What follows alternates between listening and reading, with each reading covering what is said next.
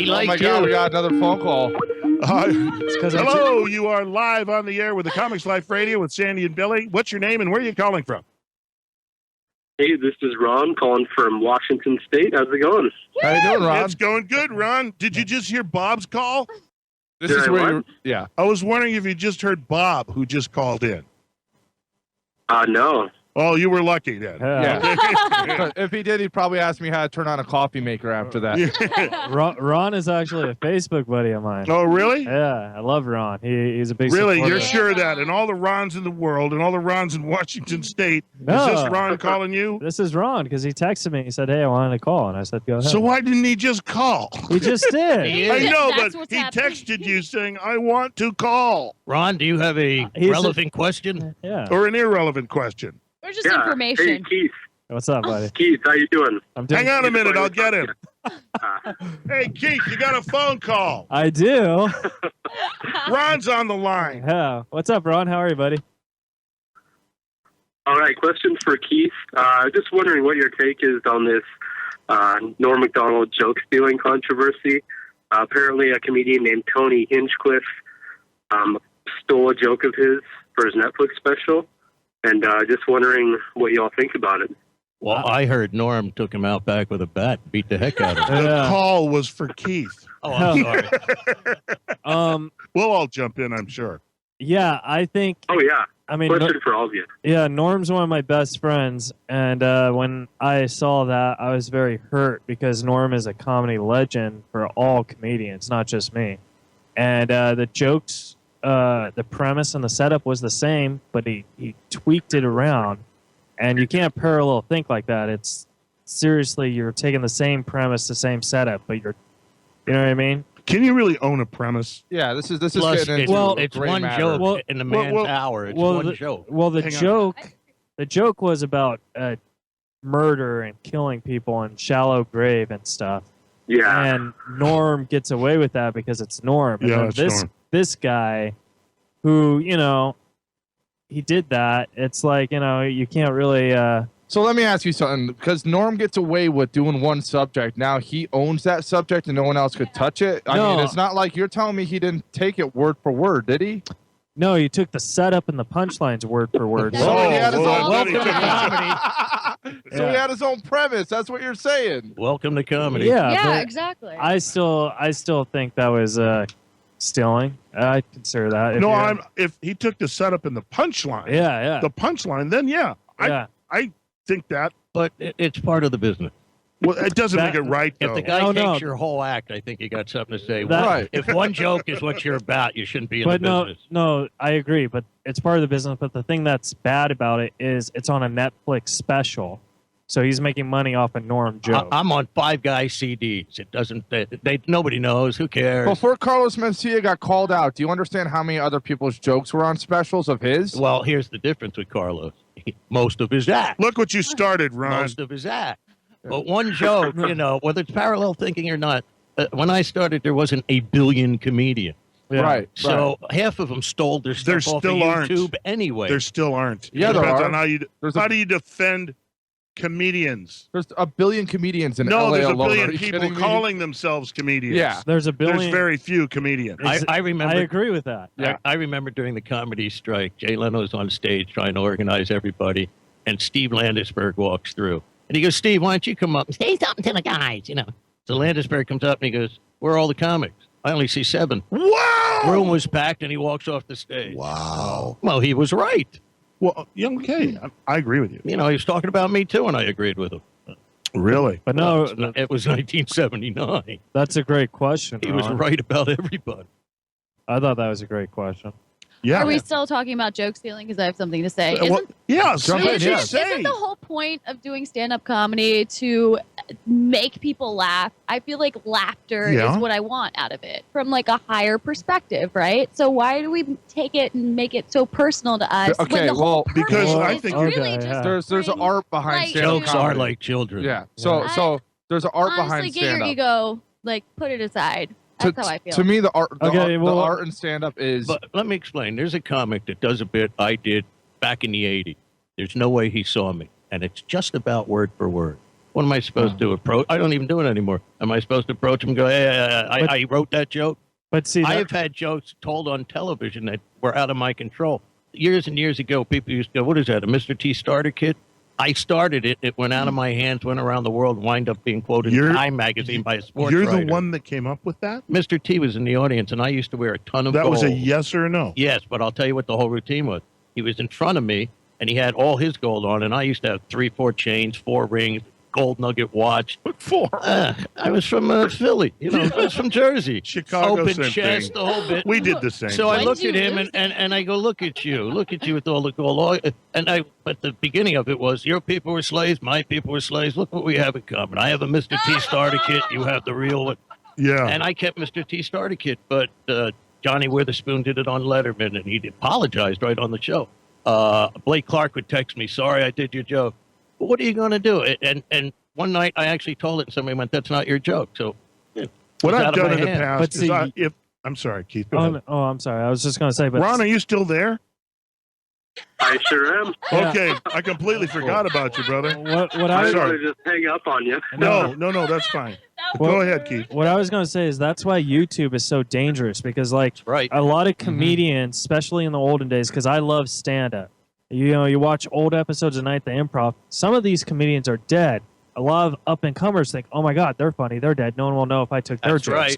That's why stealing is wrong. There's an art to stand-up, and yes, the goal is to make people laugh, but the goal is to make people laugh by being you. Right, from Right. a genuine That's place. what I'm I saying. So absolutely if somebody agree. steals from you, I look at it like a gunfighter. If you're stealing from me, I'm still They're not the going to be that faster funny gun. though, because it's not Because the genuine. truth of the matter is, sooner or later, somebody is the faster gun. Right. So what do you think about that? Well, I never have to worry about that. No. I because just I, think have when it comes Anime, from an I know. honest and genuine place, I think that's the funniest. And people may Right. try and rip you off, but they're never going to be like you. Well, it's all here's what I it's not- developed: me, and you Yeah, can't yeah. steal me. Exactly. So, So you nobody, can when I'm try done as a hard show, as you says want. funny But joke. now, here, That's what I was going to say earlier. Like when you originally first said, isn't the art of stand up just making people laugh? It's what you just said, Alan, which is no one can steal me. To me, the art of stand up is not just making people laugh, but making them laugh, talking about your experience, talking about you and the things you go through. And that's really the art, is making a craft around your I originality. followed Absolutely. 2 guys that stole a joke from me, and they didn't know the other one had done it that same did night. you? I hope you told the same joke. I went out. I was the third one to tell it. And Yes. I got applause, and I went, Nice. you've heard that joke twice already. They didn't even know it because Right. you can't do me. Awesome. Right. And I I'll love tell you, that. one was Bill Maher, Uh-huh. and one was a group, 2 guys that used to call themselves Roger and Roger. I remember that. I had a Wow. great Lincoln joke. A lot Yeah. of people stole that. No, too. Ron, that was a great question. It really brought up a lot of stuff for us. Stealing, whether it's right, Oh, whether thank it's you. wrong, and how it affects a comic when you hear Mhm. somebody doing a joke. I got ripped off one time by Robin Williams, and I got really pissed off for about 10 minutes. Yeah. Because he And then gave I you went- money. What? Did he give you money? 'Cause you No, did that? no, it was because No, I wasn't it's at the very comedy store when he showed up with his checkbook. Yeah. But I thought about it, and I went, "This guy's a genius, and he just took something from me." Yeah, you're genius. So To me, it I says must be you're on in the right game. track. To me, it says you're in the game. yeah, Yeah. absolutely. I don't know why the people are crying about it. It's one joke. If somebody Right. took you It's a 40 compliment. minutes, you got something going. Yeah. Now, here, I'll The tell you, problem was I'm he gonna did tell it you- better than I I'm gonna did. That tell was you- the problem. I wrote it, and he did it better. I'm going to tell you a horrible story, and I'm going to name names. Greg gonna Otto. name Anybody names? know Greg Otto? No. All right. Listen up, Keith. I'm headlining in Texas, and I don't watch what goes on before me. I come in when I go on. Oh, really? Well, about 4th show in during the week, nothing for 5 minutes. Nothing the next show. So I come in the next night and watch. The opener, which is this Otto, and the girl are splitting my first 5 minutes. And Really? and he's very tall, and he used to be a magician. So I course. go over to him, and I go, "Hey, man, what are you doing?" I was just on, I forget what talk show, and did that. Just so I won't do it when you're in the room. And he thinks the height is intimidating me. So I go, "All right, we'll play your way." It's a true story. So I go to my room in the hotel, and I go in my bag, and I get my joke eraser, and I knock on his door, and I pull the clip, and I go, "Get down on your knees, Mr. Tall." And I stick the gun to his head, and I go, "Look who's taller now." I catch you doing the jokes again. That's You Philly. won't be able to do a magic trick either. Now, Wow. Something about cut magicians, to you guys. somebody does a documentary, and thank God they never sold it, and they interviewed me. I knew the person. Mm-hmm. And he goes, you ever have a problem on the road? I go, no, and he's baiting me. So I tell this story. He sends me the CD of the documentary. He cuts to me. He cuts to Greg Otto going, what kind of comic carries a gun? One that's serious about his work. Well, I'm watching it with my dad, and I go, Dad, do I come off crazy? He goes, Alan, it's 4 years later, and he still knows your name. See, in the old days, I Wow. took care of things differently. But there was only a handful of comics, so it would go around, don't take Alan's joke.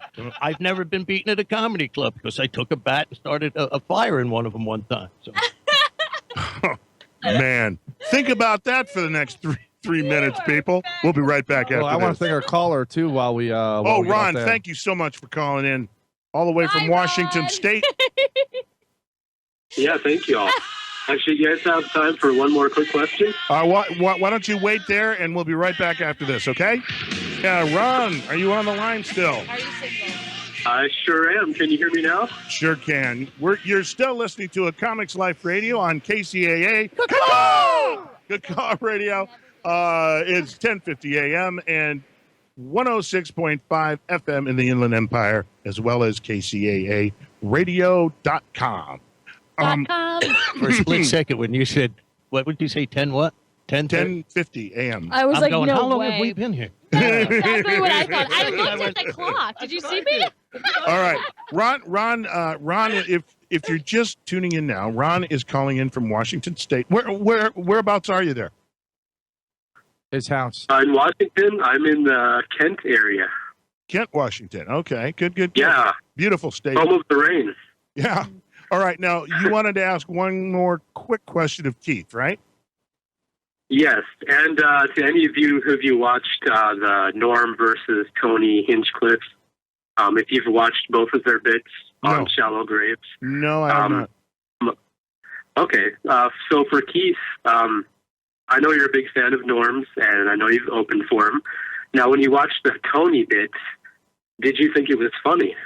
No. I Oh, okay. God, I love this guy. I actually don't think Tony is funny. I agree with him.